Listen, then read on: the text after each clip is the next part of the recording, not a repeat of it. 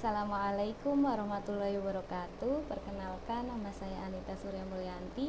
Di sini saya akan memaparkan sebuah artikel yang berjudul A Process Perspective on Organizational Failure, a Qualitative Meta-Analysis, yang ditulis oleh Habersang dan kawan-kawan. Terdapat sebuah pertanyaan mendasar yang membingungkan para sarjana organisasi dan manajemen, yaitu bagaimana dan mengapa organisasi gagal. Dalam studi ini, kegagalan organisasi didefinisikan sebagai penghentian operasi yang tidak disengaja, kebangkrutan organisasi, atau perubahan kepemilikan yang tidak disengaja. Untuk memahami kegagalan, para peneliti telah mengadopsi berbagai perspektif teoritis yang dapat dikelompokkan menjadi pendekatan yang digerakkan secara eksternal dan internal. Pendekatan yang didorong secara eksternal itu memeriksa berbagai kondisi lingkungan atau faktor situasional tertentu yang menyebabkan kegagalan organisasi. Sedangkan yang didorong secara internal itu memberikan penekanan kuat pada keputusan dan tindakan anggota organisasi itu sendiri tanpa dipengaruhi oleh lingkungan eksternalnya. Terdapat rumusan masalah. Yang pertama itu terdapat perdebatan para peneliti tentang model proses yang mungkin cocok untuk mengatasi dikotomi eksternal dan internal yang berlaku. Penelitian proses sebelumnya cenderung mengandalkan basis kasus yang kecil atau mengadopsi pendekatan konseptual murni sehingga membatasi generalisasi dan dukungan empiris.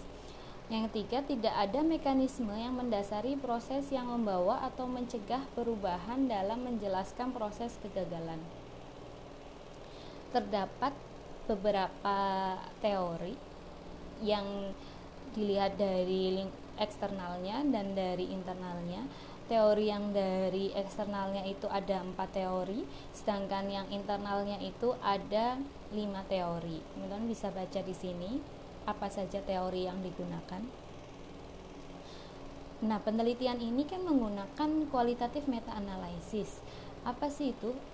Qualitative meta-analysis itu adalah desain penelitian untuk mensintesis data kualitatif primer dari studi kasus, membuat pemurnian, perluasan, atau menghasilkan teori baru melalui identifikasi pola berulang di seluruh kasus yang diperiksa ulang.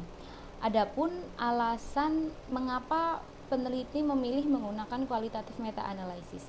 Alasan yang pertama, studi kasus kualitatif memberikan deskripsi empiris yang kaya dan kontekstual tentang dinamika satu pengaturan di berbagai tingkat analisis. Alasan yang kedua, menganalisis banyak studi kasus memungkinkan untuk merekonsiliasi bukti empiris yang sebelumnya berbeda tentang proses kegagalan organisasi. Oleh karena itu, memberikan temuan yang lebih kuat dapat digeneralisasikan dan komprehensif. Alasan yang ketiga, dengan kualitatif meta-analisis ini dapat menguji hubungan yang didasarkan pada sebuah konteks penelitian yang berbeda, dapat memindahkan teori yang ada tentang proses kegagalan organisasi ke teori yang lebih umum dengan spektrum aplikasi yang lebih luas. Adapun sumber data yang digunakan dalam penelitian ini yaitu peneliti mencari studi kasus yang relevan tentang kegagalan organisasi dalam 3 langkah. Langkah yang pertama, peneliti melakukan pencarian kata kunci atau keyword dalam database.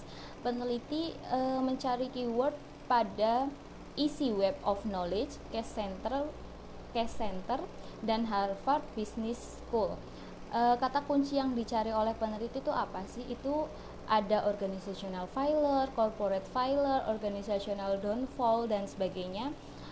Itu dari pencarian keyword atau kata kunci, peneliti mendapatkan 72 studi kasus. Langkah yang kedua, peneliti itu meninjau daftar referensi pada makalah yang relevan di bidang kegagalan organisasi, daftar publikasi yang dikenal. Dari langkah kedua ini, peneliti mendapatkan 27 studi kasus tambahan. Langkah yang ketiga, peneliti menggunakan Google Cendekia untuk mencari studi kasus tambahan di buku yang diterbitkan dan bab buku. peneliti menemukan 18 studi kasus tambahan. Jadi total sampel awal yang digunakan oleh peneliti itu ada 117 studi kasus. Lalu dari 117 studi kasus tersebut, peneliti menerapkan kriteria inklusi dan eksklusi untuk memastikan kualitas basis data kasus. Peneliti memilih kasus berdasarkan beberapa kriteria. Yang pertama, hanya menyertakan studi kasus yang sesuai dengan definisi peneliti tentang kegagalan organisasi. Di sini peneliti itu mendefinisikan dari berdasarkan 5 definisi, yaitu dissolution atau penghentian operasi perusahaan, legal status of bankruptcy, legal status of Chapter 11 of the United States Bankruptcy Code, involuntary market exit, dan government bailout. Jadi kecuali 5 yang ada definisi ini itu dihapuskan atau tidak digunakan oleh peneliti. Lalu sumber data yang kedua, peneliti itu kriteria yang kedua, peneliti itu memeriksa setiap kasus untuk kriteria kualitas seperti ruang lingkup, kelengkapan, dan kredibilitas.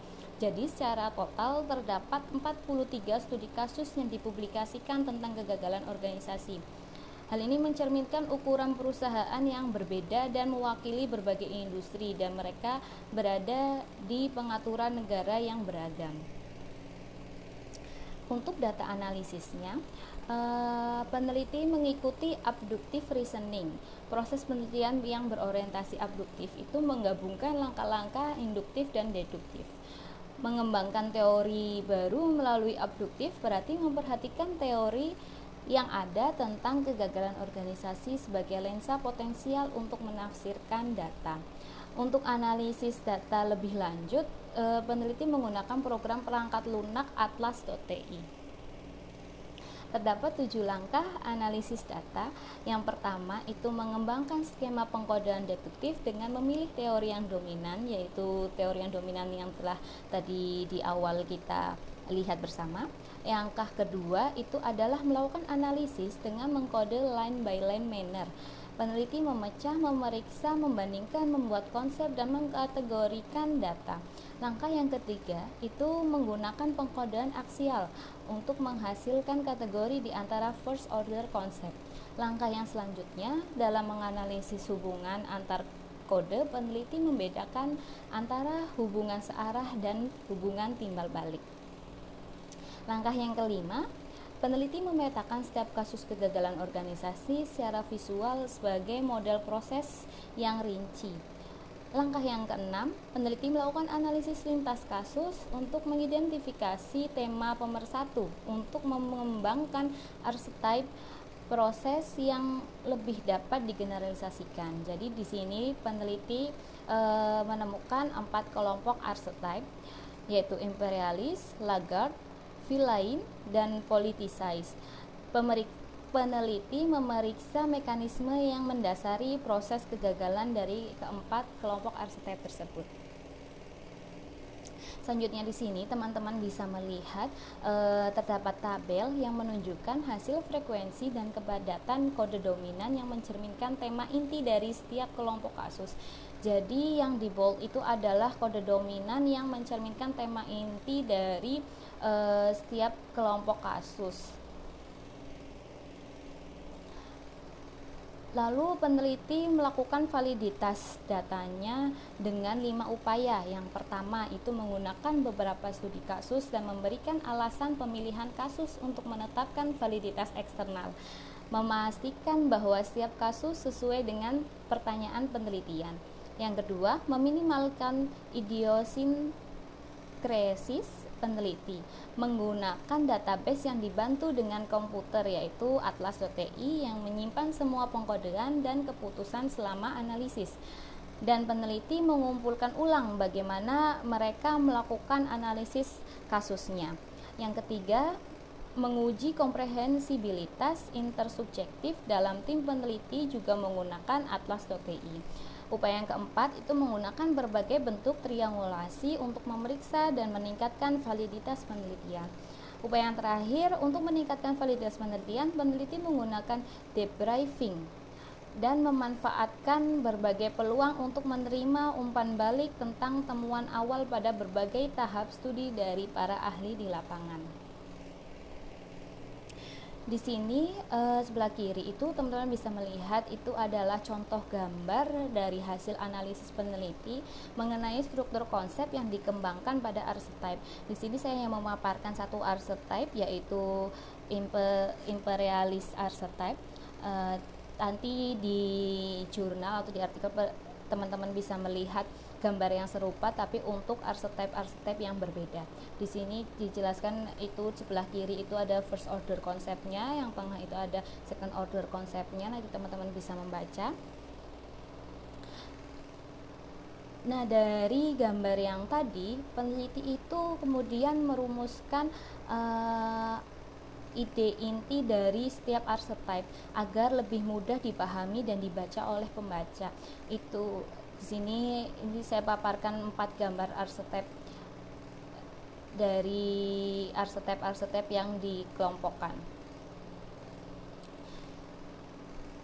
Lalu di sini itu terdapat tipe rigidity dan konflik pada kasus kegagalan organisasi yang menunjukkan bahwa temuan dapat diorganisir di berbagai tingkat dan dimensi. Jadi gambar di sini menunjukkan bahwa temuan ini dapat diorganisir di berbagai tingkat dan dimensi.